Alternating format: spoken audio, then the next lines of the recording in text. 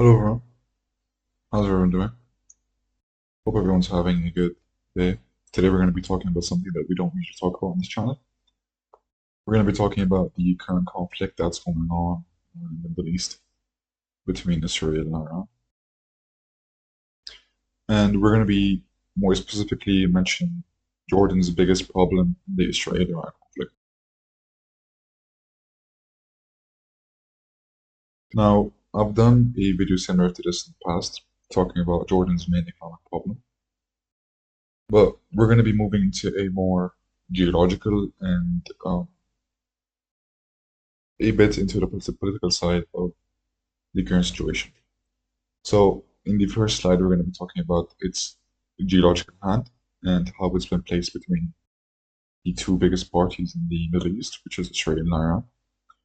We're going to be talking about the general situation and how it affects Jordan. We're going to be talking about the king's response and the leverages that is available to him and the leverages that are able to be placed onto. We're going to be talking about the possible response from the Israeli allies, and we're going to be talking obviously about how the index market is affected, and then we're going to be concluding everything within the ninth slide. So this video shouldn't be too long. It's very to the point, and let's move into the geological hand. Now, as we can see on this map, we have Jordan placed right between the main kind of problem makers in the region, which is Israel, and we have Iran. What happened on June 13 was Israel attacked Isfahan and Arak. What's in Isfahan is something called, or not something, it's a place called Natanz. It's in central Iran. It's around 250 kilometers south of Tehran, which is inside of Isfahan. And it's home to the main underground uranium enrichment facility inside of Iran. And uranium is a main component in producing nuclear weapons. So what Israel did was it sent missile attacks over, obviously, Jordan and Iraq to reach into Iran and attack these facilities. Now, this attack was obviously successful, and there were lots of deaths of important people who were in charge of manufacturing these nuclear weapons.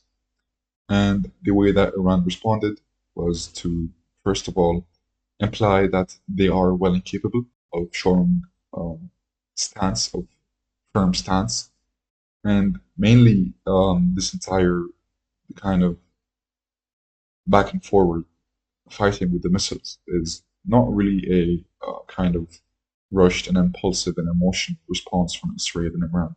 It's more like a kind of big game of chess that they're both playing with each other with the use of missiles.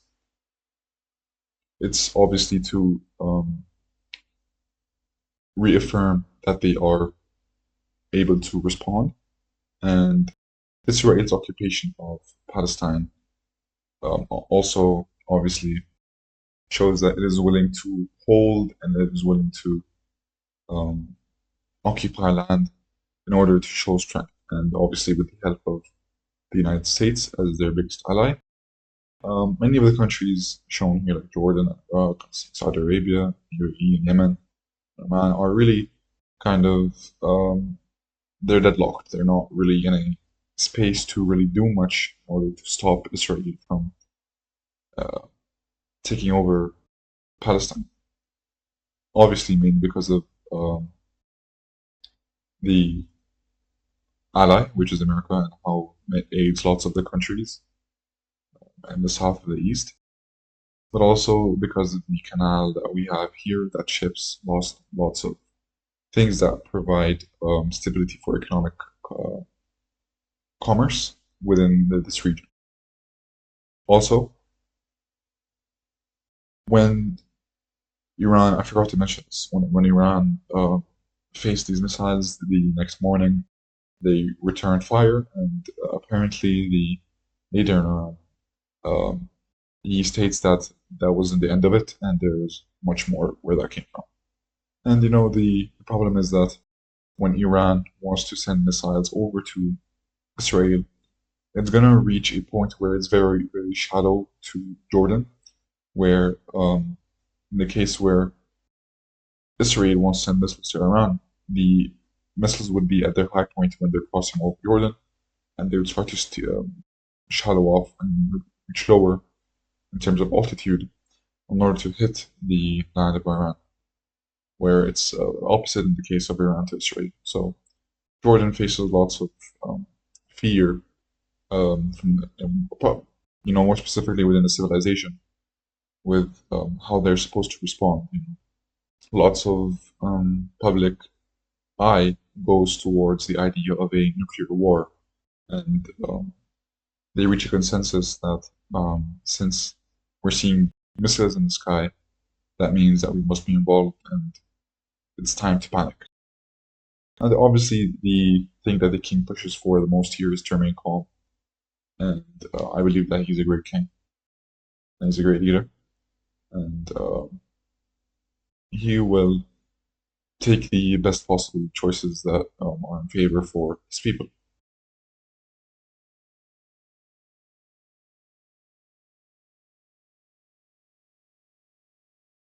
Now, what this does is that it takes away the public eye off of the occupation of Palestine, and it puts more public fear, and it brings the media on to focus more on the current missile war, the trading of missiles between Israel and Iran. I remember yesterday I was seeing on the news every couple of hours new missiles, new response, a new word from the Prime Minister of Israel, a new word from the leader of Iran. It just generally takes away the kind of grasp that we had on the situation in Israel. And it takes us to a new point where, as Trump has mentioned before, and now whether he's serious about this or not is honestly dependent on how serious he is. Because Trump, he's known to be a more business-sided leader.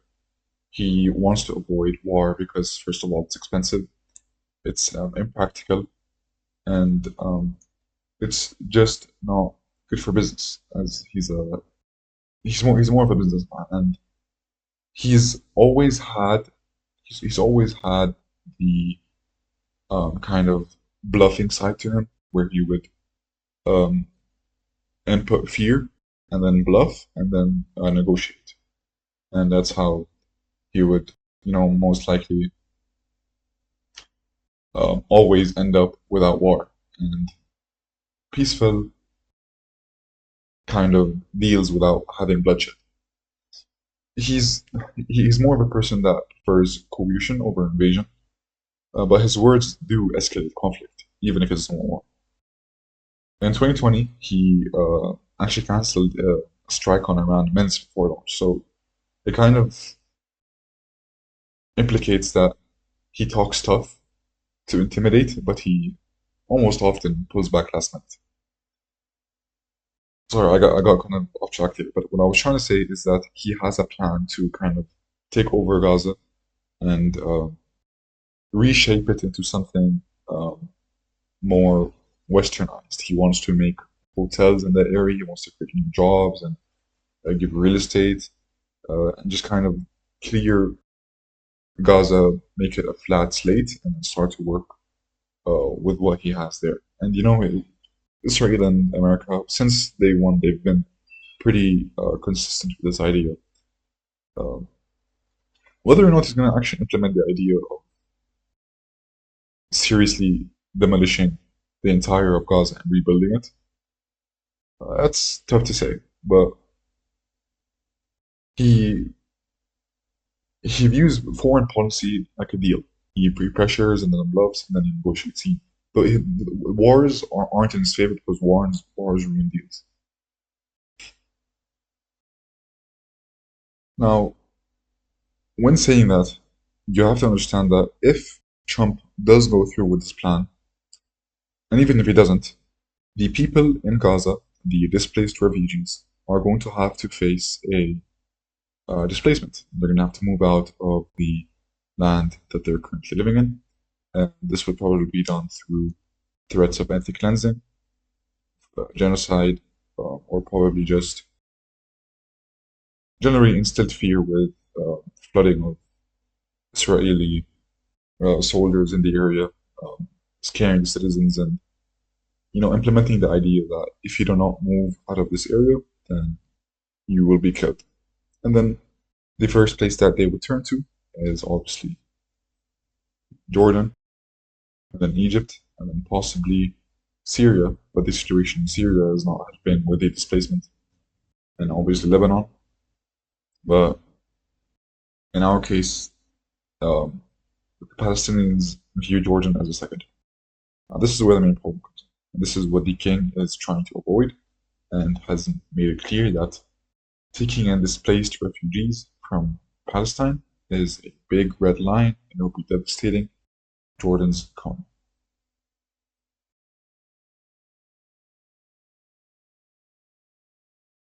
So now let's move into the general situation.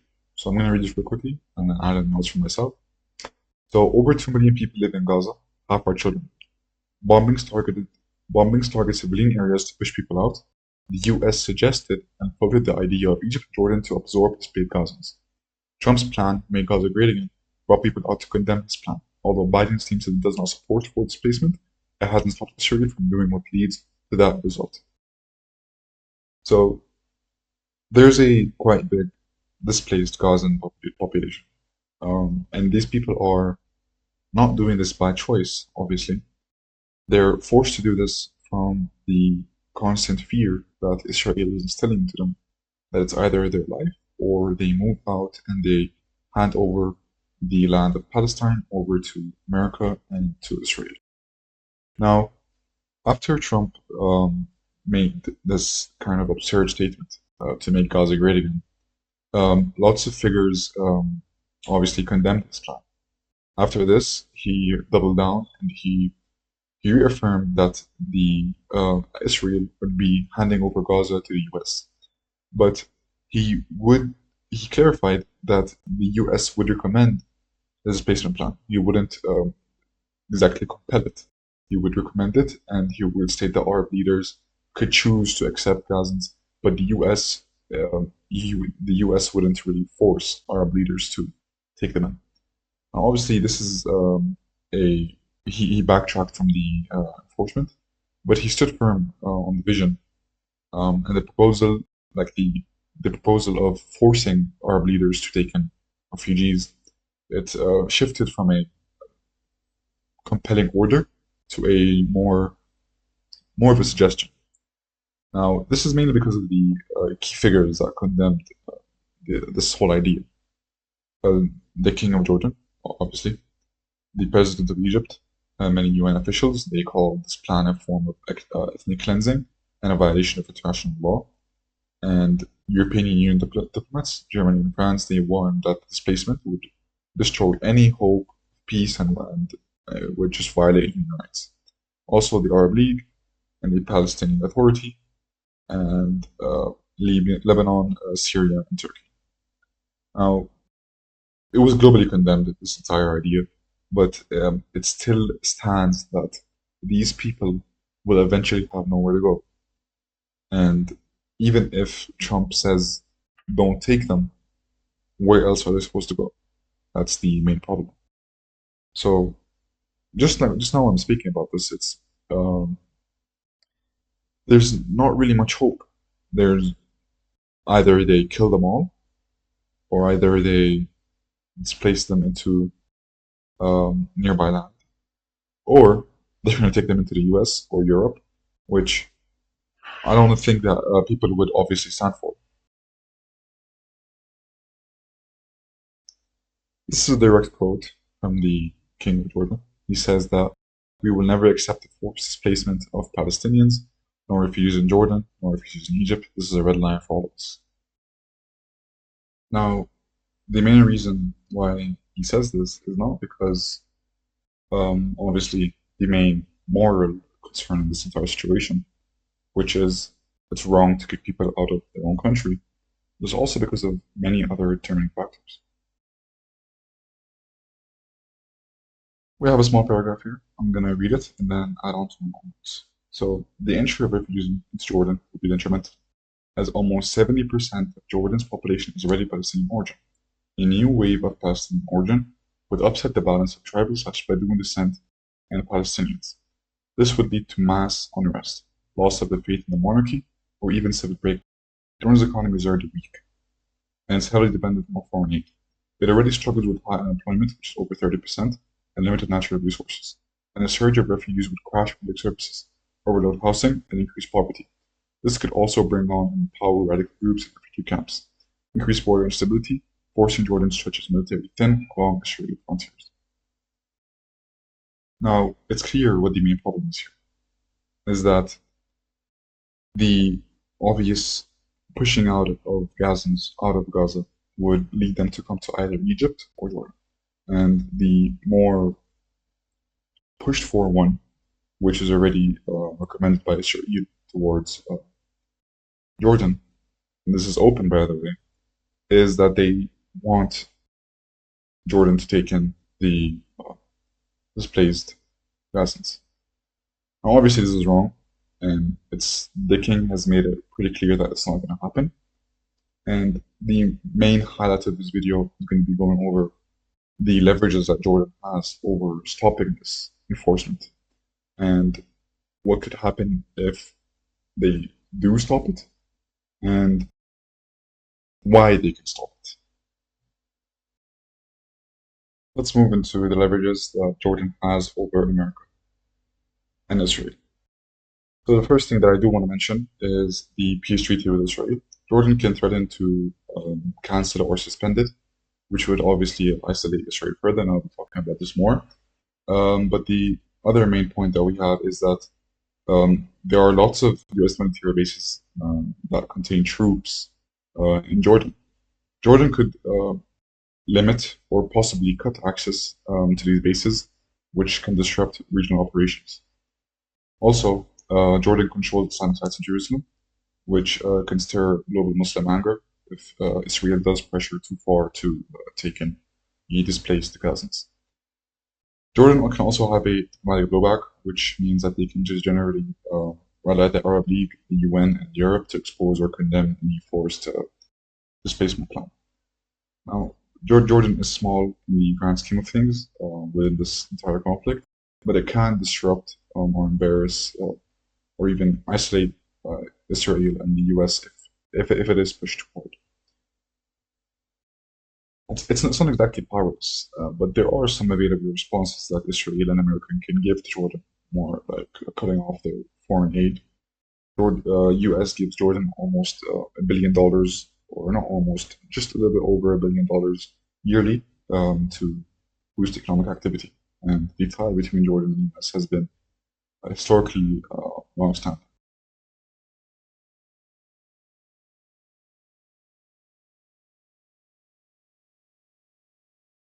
And something that needs to be mentioned is that this has happened before historically, where smaller able countries were able to say no and use leverages against the bigger enforcing countries. They don't need exactly need nukes or weapons to resist pressure sometimes. It just takes the right leverage. So a historical thing that has happened before, and obviously history repeats itself, and don't be surprised when it does. In 2003, Turkey, which is a US ally and NATO member, they were under massive pressure from the US. The US wanted to invade Iraq, and they needed to send troops and supplies through Turkey's southern border. And Turkey said no, because of the reason Turkish parliament. They rejected the request because the public was against it. The government feared that it would cause internal unrest. And the main reason why they could say no is why US even approached in the first place is because Turkey used its geography as leverage.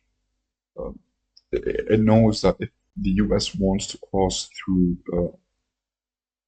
towards Iraq, it will either use Turkey or it will either use the Gulf, and obviously using the Gulf will be a much more expensive process and will be a longer process. So it uses the geography as leverage. It says that okay, we're the only choice that they have. Either we can push for a bigger aid, bigger negotiation request. We can ask for more to possibly allow them to pass through us, or we can say no because if we do say yes, we can risk national instability. Obviously, the US was furious, but it couldn't do much. It couldn't force Turkey. It had to reroute the operation through Kuwait and the Gulf at a much higher cost. So it's kind of it's really South Korea in the same situation where if the king says no to uh, displacement, he can use the leverages that he has. Unfortunately, we do not have the geography uh, leverage as Turkey did, but we do have other points of leverage as I mentioned before. Now, the main thing that the US and Israel can do, and this will be the most dire, is basically cut off foreign aid towards Jordan, which is 1.3 billion. Now, is this possible and is it likely to happen? Yes and no. Now, obviously it can use its foreign aid as leverage. It has used this before, especially with Egypt and Pakistan, and even Palestine at some point. But if Jordan openly defies a major U.S. regional goal, like absorbing refugees, the Congress or the White House could threaten to reduce or just completely cut off aid. Now, this probably won't happen too fast because Jordan is too important strategically towards the US because, first of all, it stabilizes Israel's eastern border. If Jordan doesn't have any more money towards putting in towards stabilizing the border of Israel, this will just open too much opportunity for Syria and Iraq to infiltrate these borders of Israel. And obviously, uh, sorry, I had to pause the video there for a second, but as I was saying, um, yeah, the cutting of financial aid would make Jordan less able to protect Syria's borders, and it would open them to attacks from Syria and Iraq, if that is possible.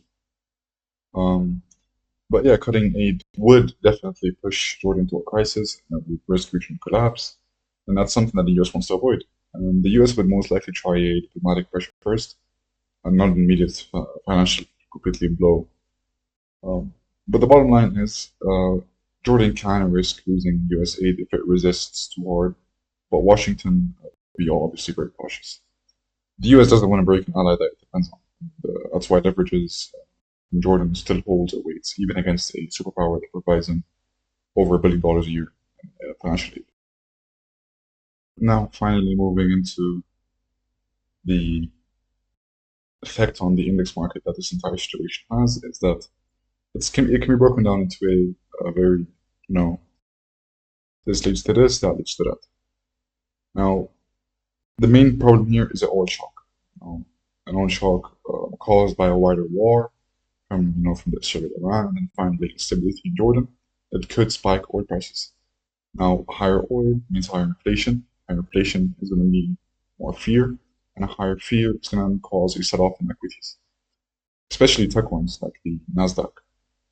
Now, what this does is that it causes people to have a risk-off sentiment. Investors, they would more likely flee to safe assets like gold, maybe like sort of gold and bonds, and indexes like the S&P and Dow Jones and Nasdaq could dip as global tensions rise.